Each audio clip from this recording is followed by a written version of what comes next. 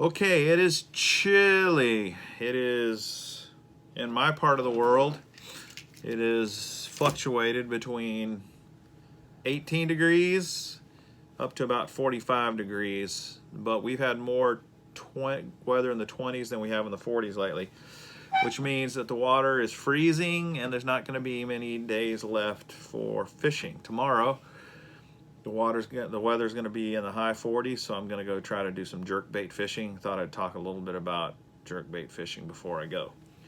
I did a previous video about this new jerkbait rod I purchased. It's a Lew's Custom Plus speed stick. It's supposed to be great. It is the Jerkbait Special. It is a short rod. One of the things that intrigued me about this and why I decided to go with it is this has a very short rod handle. The butt section of this rod is super short, which is supposed to be really good for the jerkbait retrieve. Twitch, twitch, pause, twitch, twitch, pause. And that's one of the problems, is getting this butt handle in the way of your body while you're twitching the rod. It's also a short rod. It's about the shortest rod I actually will ever use. A little longer than 6.5 feet, 6 feet 7 inches. And it's a medium action, or medium power, moderate fast action rod. Medium power, so doesn't have to be a humongous heavy flipping stick for jerk baits. You do want a little bit of a moderate taper in the rod so that it bends throughout the body of the rod, but you also want a little faster tip if you can get it. So on those hook sets, you can set that hook but not jerk the treble hooks out of the fish's mouth. So I'm excited to try this rod. The reel that I am using is a Shimano Metanium. Really nice, beautiful reel. I love Shimano bait casters, and I've tried a lot, and I use basically 4 different brands. My preferred brand is Shimano. This Metanium is an 8.5-to-1. It's a high-speed reel, and for jerkbait fishing, the speed of the reel does not matter a lot, to tell you the truth, because the retrieve for jerkbait fishing is it all really takes place in a slack line. You're twitching your bait with a slack line, and you don't need a reel for that at all, to tell you the truth. So a high-speed reel, the only time you're reeling is to take up line in between your twitches. So it doesn't matter what speed you use. You want to use a slow reel or a fast reel, but it does save a little time to have a faster reel. You know, every turn of the handle brings in more line, so I go with a little faster speed reel. That's what works for me. You don't even have to use a bait caster. My buddy Joe, that I fish with a lot, I'm going to fish with him tomorrow, he's a great jerkbait fisherman, and he uses a spinning rod. Well, that spinning reel, very slow speed spinning reel, to tell you the truth, it's probably not more than 4-to-1 rather than this 8.5-to-1. It's a slow turning reel, but for him it doesn't matter, and that's because the speedy reel just doesn't matter in jerkbait fishing. And he does very well with that spinning rod. And I will fish with a spinning rod some too for jerkbaits, but I prefer a bait casting rod. So with that said, let me talk a little bit about the jerkbaits themselves. This is one of my jerkbait boxes. I like these Plano boxes that are waterproof. This has 3 three latches on it, and it's got a gasket around it, and it does a good job of keeping your baits dry. And with as many hooks as are on these baits, that's important. I also like really good labels, you know, so I use the big labels where I can, and I use small labels some too. Oh, I was going to talk about the line. You can use, for jerkbait fishing, I would say 12-pound test at the most, down to 6-pound test. Rare occasions 6-pound, like super gin clear water maybe. A lot of people use 8 and 10, and I do that as well. I probably fish jerkbaits on 10-pound test just as much as I do 12. I got 12-pound test on here now. Now KVD and some others, it doesn't mean you can't fish jerkbaits on 17-pound, 20-pound, 25-pound test.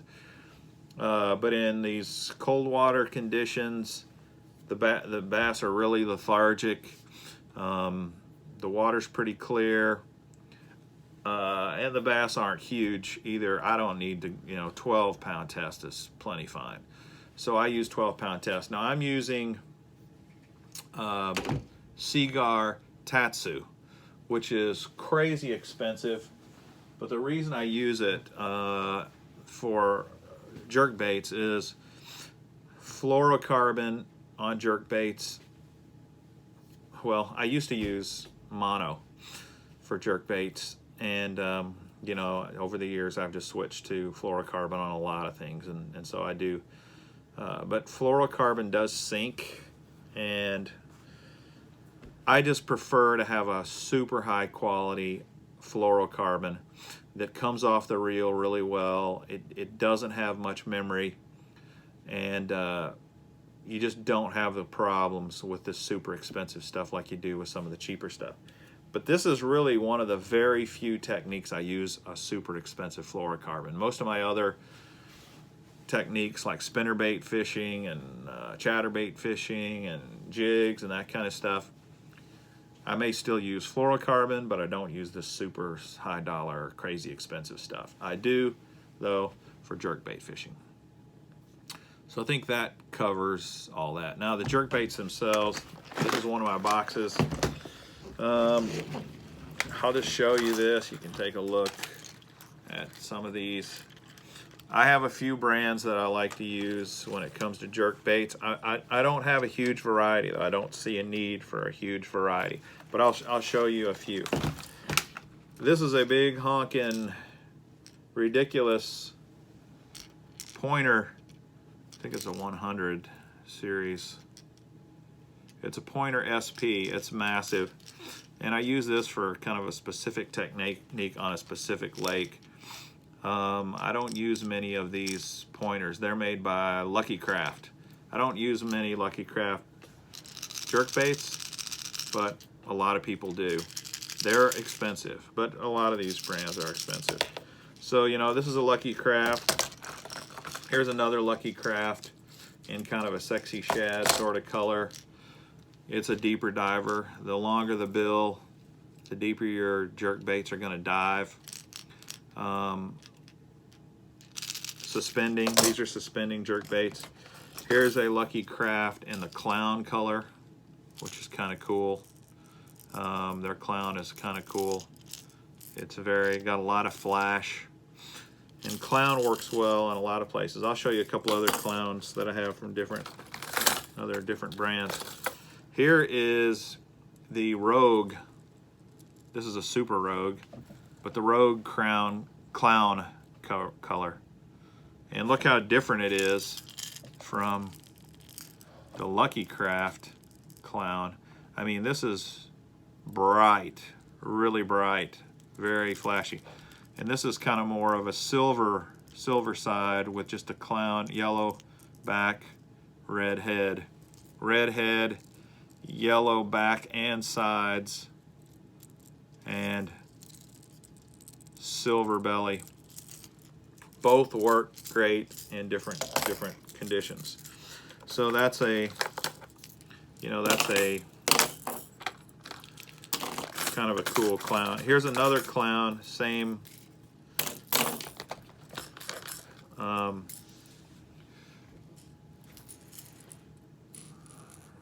little different, you know, red head, yellow body, more of yellow. This one is a Rapala. I'm trying to see what they call this, see if I can tell. Doesn't say, but this is a Rapala. And I don't even have hooks on this, so I haven't used this in a while. So that's some Clunn colors, which are fairly popular. Back to the pointers, Lucky Craft pointers. This is a Table Rock color. Purple back, chartreuse belly, just a little bit of orange red under the chin. Don't use those a lot. Then I have some McSticks. McSticks are made, Mike McClellan was the creator of the Spro McStick. I haven't caught a lot of fish on these, but not because they don't catch fish, just because I don't throw them that much. This is a pretty nice color. I don't know why. I've got several of these. It's got a good knock to it, but I don't throw many McSticks. I got several though. Here's another McStick. And this is kind of translucent. It's got a purple back and a little bit of purple on the chin. That might look red, but it's really more of a purplish red. It's a McStick. Then here's a bright yellow McStick, which you almost could say looks like a clown, but it's purple on the top, so it's not a clown. I don't know what color this is. I could look it up, but same sort of thing. All the McSticks kind of have a nice sound to them. Then you go with the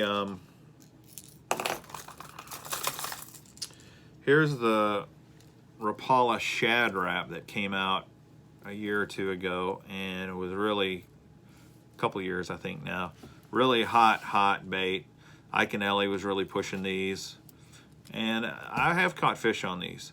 The thing that kind of surprised me is Rapala usually has very decent hooks, so I usually don't change my hooks on Rapalas.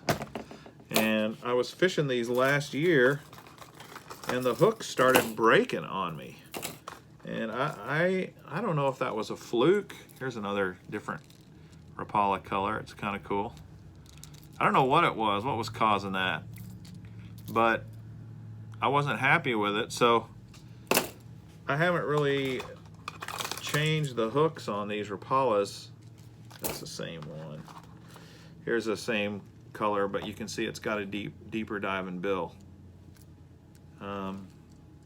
That's the Deep 11, the Shadow Wrap Deep 11. Now I do like the fact that Rapala does a good job of, they print, you can't see because the hooks are covered up, but they print right on the bait, right here what it is. It's a Shad Wrap Deep 11, which tells you, well, that's nice for you, so you don't have to guess.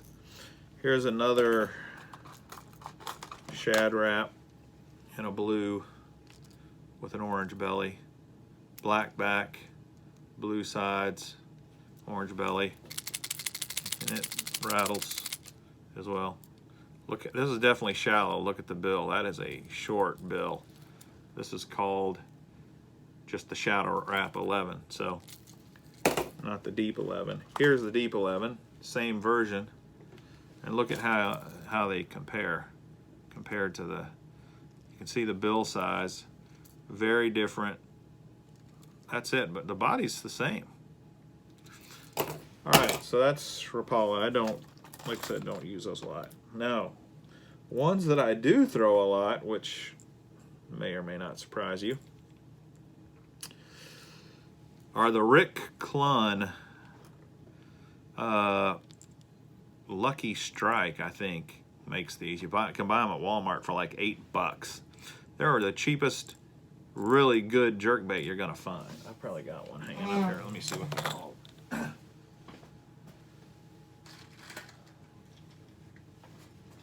Yeah, Lucky Strike makes these. The Rick Clunn Classic Lucky Strike